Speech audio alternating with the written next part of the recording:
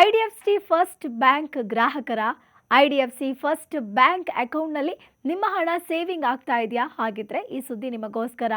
IDFC first bank ಉದ್ಯೋಗಿಗಳಿಂದಲೇ ಬ್ಯಾಂಕ್ಗೆ 590 ಕೋಟಿ ರೂಪಾಯಿಗಳ ಮಹಾ ವಂಚನೆ ನಡೆದು ಹೋಗಿದೆ. ಶಾಕಿಂಗ್ ಮ್ಯಾಟ್ರ್ ಏನಪ್ಪಾ ಅಂದರೆ, ಐಡಿಎಫ್ಸಿ ಫಸ್ಟ್ ಬ್ಯಾಂಕ್ ಮತ್ತು ಎಯು ಸ್ಮಾಲ್ ಫೈನಾನ್ಸ್ ಬ್ಯಾಂಕ್ ಈಗ ಬ್ಲ್ಯಾಕ್ ಲಿಸ್ಟ್ಗೆ ಸೇರಿದೆ. ಇದು ಹರಿಯಾಣ ಸರ್ಕಾರಕ್ಕೆ ಸೇರಿದ ಬ್ಯಾಂಕ್ಗಳಲ್ಲಿ ನಡೆದಿರುವ ಮಹಾವಂಚನೆ.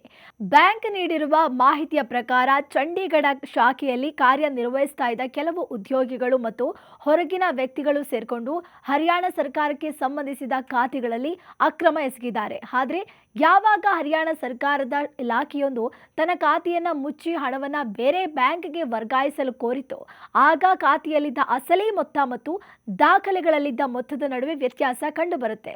ಈ ಮೂಲಕ ವಂಚನೆ ಬೆಳಕಿಗೆ ಬಂದಿದೆ.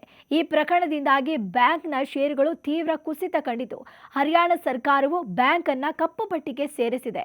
ವಂಚನೆಗೆ ಸಂಬಂಧಿಸಿದಂತೆ ಬ್ಯಾಂಕ್ ತನಿಖೆ ಆರಂಭಿಸಿದೆ.